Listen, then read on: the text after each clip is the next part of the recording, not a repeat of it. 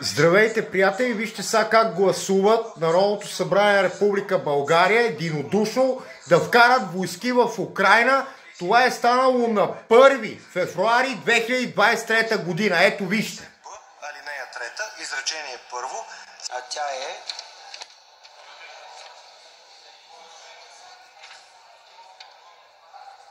второ гласуване на законопроекта за изменение и допълнение на Закона за отбраната и въоръжените сили на Република България, вносител Министерски съвет, 5 януари 2023 година. Моля председателя на комисията или някой от комисията, председателя, господин Гаджев, представете ни изкаже. Не виждам. Закривам дискусията, преминаваме към гласуване.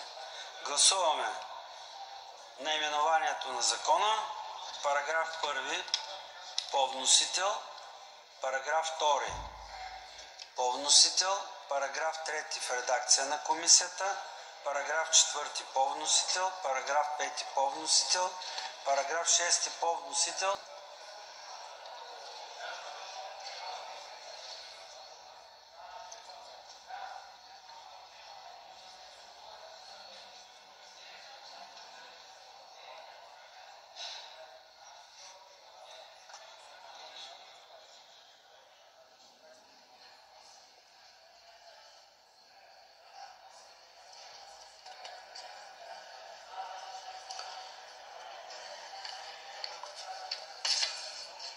Прекратете гласуването и покажете резултата. Гласували 146 народни представители, за 127, против 1, въздържали се 18. Предложението е прието. Господин Гаджев. Така, ето го на стоп кадър гласуването да изпратиме въоръжени сили, български войници в Украйна.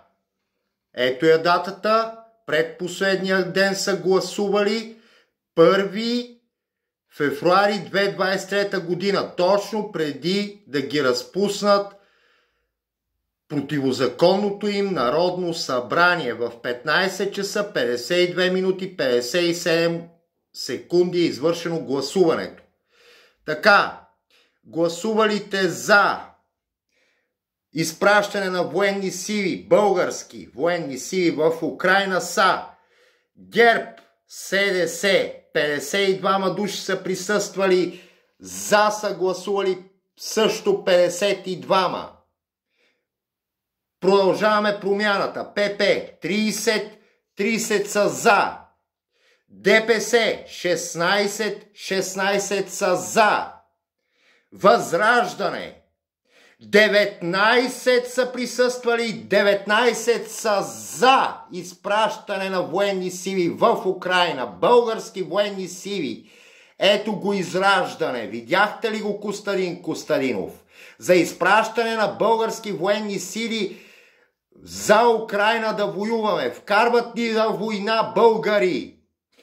БСП 19 са били. Въздържали са се 18. Един единствен от цялото Народно събрание е гласувал против. Един единствен, а БСП много добре са знаели, че ще бъде прието. Дай България 9 са присъствали, 9 са за изпращане на български военни сили в Украйна. И БВ един е присъствал, един е за. Това е прието, така да се каже, единодушно от предателите на България. Националните предатели ни вкараха във война българи. Моля, споделяйте! Ето, това е от Народното събрание на Република България, стенограмата, какво са гласували. Трета точка. Разрешава участие на военнослужещи от въоръжените сили на Република България в мисията на Европейския съюз за подпомагане на Украйна. Тук няколко пъти ще видите държавата Украйна, че се споменава в тази стенограма. Ето и тук. И изпращаме за подпомагане 50 военнослужещи за Украйна. 50 военнослужащи, Украйна, ключови думи. Ето я, това е поправката, трета точка. За военните разрешава участие на военнослужащи от въоръжените сили на Република България в мисията на Европейския съюз за подпомагане на Украйна. В това число и оръжие. Един щабен офицер, 5 военнослужащи, до 50 военнослужащи, което е 2 взвода. Изпращаме 2 взвода, общо 56 човека. Изпращаме в Украйна 56 български войника да мрат и да ни включат в войната. Разбирате ли? Моля, споделяйте! Аз ще го изпратя на всички в месенджер, защото до 1-2 часа може да нямам Фейсбук. Ето го Костарил, слушайте за какво говори той, за Македония. Ето гласуването, как са гласували, нали, това гледахме, 3 часа, 52 минути, 57 секунди на 1.2.2023 година. Така, ГЕРБ СДС, съгласни са 52 души са били, 52 са съгласни. ТП, 30 човека са били, 30 са съгласни да поменат трета точка за военни в Украйна. Така, ДПС, 16 са били, 16 са приели. Възраждане, 19 са били, 19 са приели. БСП, 19 са били, един не се е съгласил, 18 са въздържали, въпреки че са знаели, че се приеме, те са се въздържали и от БСП. Демек единодушно, без един единствен човек. Ти трета точка, какво са променили? Тук само горе. Може да четеш. Разрешава участие на военнослужащи от въоръжените сили на Република България. Мисията на Европейския съюз подпомагане на Украйна. Вижте какво става. Точка. Това е. Че вече дойде на Ферет. И за нея земята камък върху камък е. Към нещо. Камък върху камък. Да. Столицата, дори и столицата постава. Помните, че руснаците достигнаха и столицата, след което украинците ги избутаха. Сега руснаците напинят да влизат. Така, въпросът е, че напиняме ние българите да влизаме с военни части в Украйна, че да повтарям трета точка, която бе поправена с гласуването. Буквално едва ли не единодушното гласуване си изключва. А защо? Само да попитам, доста хора ми задаваха този въпрос. Вярно ли е, че това ще консумираме в народа ни? Вече ще почваме да се храним с какалци и какво съдържат тези човека? Кои има и хлебарки, то вече кои има в шоколада от Е120, от Е120 проверете какво е. Това е точно такива неща. Хлебарки, мухи в Руската федерация със закон. Още миналата година в Руската федерация унищожиха животновъдството и направиха ферми за мухи. И цяло в Руската федерация. Ако искате, ето ще ви покажа и снимки. За това, първо, дето каза за вакцинирането на деца в Руската федерация, РИА Новост. Мога да четете. Ето, РИА Новости. Четете ли? РИА Новости. Център Гамей подал заявка на регистрация вакцинация от COVID-19 для дете. Това е за Руската федерация вакцинация за деца. Ето го, РИА Новости, отдалече го давам да се вижда хубаво ясно. Така, сега за мухите ви обещах да ви пусна. За мухи в Руската федерация. Така, ето вид, това е вид на една приятелка, рускиня, която също беше за Путин. Всички я знаете. Коваленко се казва. Коваленко. Аз си казах, че стават тия неща. Ето ви го. Шок в Руската федерация. Мухи. Чете ли се тук? Мух, значи мухи на руски. Ферми за мухи в Руската федерация и дава тук сандвичите за Руската федерация. Ето го и документ.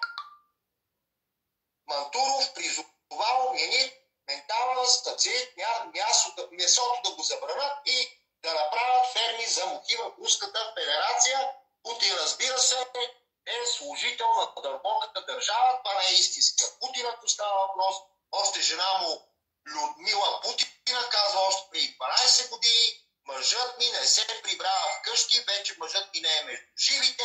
Това са артисти, които изпълняват неговата роля. И артист е с дръпнати очички. Путин не е с дръпнати очички, не е мулоид. Ето и в Европа е същото. дават на децата червей да ядат в училищата. Ето, червей ядат децата в училищата. Пак ги пращайте на училище. Същото и в Европа. България трябва да запази абсолютен неутралитет и суверенитет. Това е химически анализ на хемтрелса. Тук четели сте алуминий, така, барий, стронци, цялата Менделеева таблица, така, полковник Пачков от Руската федерация, КГБ, възрастен човек, няма да се базика, полковник Пачков, изрично каза, че в хемтрелса има зарин. Зарин, който е фосфорна киселина и разяжда белите дробове и все едно сте прекарали двойна пневмония. Тя става на дупки, белите дробове стават от този зарин. Като маймуни. Да, то та имат и на шимпанзе там. Най-различни токсични вещества има вътре в това. Това са експерименти, пак казвам. Никакви лекарства не пият, никакви. При да пиеш лекарства. Но ето виж какво става. Докато говоря с вас, нон-стоп ме сърби навсякъде. Идва време и главата ми ще каже, че но направо ми пари главата как кошечки. Това не може да бъде. Не може да бъде.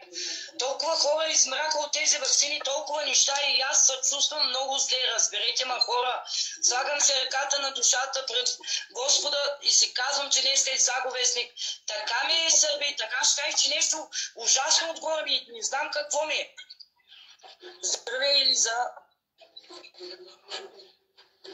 Но ще даже казаха така, по другите, коя държава беше, къде преди няколко дена те седнахме, изправя се едно момче на лично и говори, почнаха да ни вземат книжките на нас вакцинираните, защото получаваме инсулт, инфаркт по време на път. Катастрофи, ма никой не го казва. Защо не го казва? Да се избиваме и с други. Защо? Как ожечки се го оставя, не ли трябва да ходиш 10? Да се отиде. Пред Народното събрание се потърси сметка на тия национални предатели, казват ти във война. Бог е казал, 7 смъртни гряха, от които един от тия е ленност. Ленност. Това значи мързел да си задвижите и да направите нещо за себе си, народа си, родината си, държавата си. И за децата си. Сиреч мързел. Взимам страна, искам България да запази суверенитета си и да запази абсолютно да не участваме в тия войни. Кажи две думи ти. Искаш ли да има война? Кажи. Кой иска и да има война? За кого му се умира така? Така лесно, кого му се умира? Освен да ни избият, да стоим така, както стоим по канапетата и да си лайкаме и да коментираме. Народи, събудите се всичките да тръгне да се отправи към този парламент. Този парламент, докато не се унищожи България, няма да се оправи. Как може така да гласувате? Да отидеме там с факлите. С гърдините, но да седиме там, докато не се махне този закон. България не трябва да се включва. Швейцария как неутралитет? Ето, Жечки ще питам. Жечки, слушай ми. Да. Как Швейцария, скъпа приятелко, как Швейцария запазват неутралитет и Първата и Втората световна война и сега в тази война, която е просто военна операция, но всички виждаме, че е 1 годишна вече война. Как Швейцария запазва неутралитет, а България не може да запазва? Запазва, малка България, ние сме 5 милиона души. Запазва, защото Швейцария само единствена, само един. Те просто искат да ни занулят. Тази война е за зануляване на човек. Не може, няма... Аз казвам, България за неутралитет. Всички трябва да отидем пред Народното събрание да кажем да го махат този закон. България за неутралитет. Аз искам неутралност на България. Аз съм българин, от моето собствено лице говоря. Всеки, който е за неутралитет, да сподели този клип и да се отиде пред Народното събрание. Колкото за в партия, аз съм безпартиен, безпартийни, партийни членове. От всякъде да се събереме хора, които сме за неутралитет. Няма значение кой от коя партия, кой с какво се занимава. Ние трябва народа да се поведем, всички да излезем. Не само да стоят 2 човека. Няма как да се остави да чакаме някой да ни оправи на нас държавата. До кога? Да стои в къщи, така? Да ни оправи някой Българ. Всеки голи, никой няма да се оправи, няма да се оправи. Как се оправи след като сам... Дякон Игнатий, свети Васил Левски, значи той е канонизиран. от патриарх Пимен за светец. Те го крият. Крият го, защото знаят какво ще стане. Васил Левски е казал, който ни освободи, той ще ни зароби. Няма значение кой от коя партия, кой с какво се занимава. Ние трябва народа да се поведем, всички да излезем. Не само да стоят двама човека. Няма как да се оставя да чакаме някой да ни оправи на нас държавата. За кога? Да стои в къщи така, да ни оправи някой Българ. Всеки голи, никой няма да се оправи, няма да се оправи. Как се оправи след като сам... Дякон Игнатий, свети Васил Левски, не знае, че той е канонизиран от патриарх Пимен за светец. Те го крият. Крият го, защото знаят какво ще стане. Васил Левски е казал, който ни освободи, той ще ни зароби. Сами трябва да се освободи. Сами, ние. Къде остана народа? Къде останаха тези борбени мъже? Къде останаха... Тук те двама-трима здравея Дил. Той също наш човек. Слава на Бога. Бог ще победи.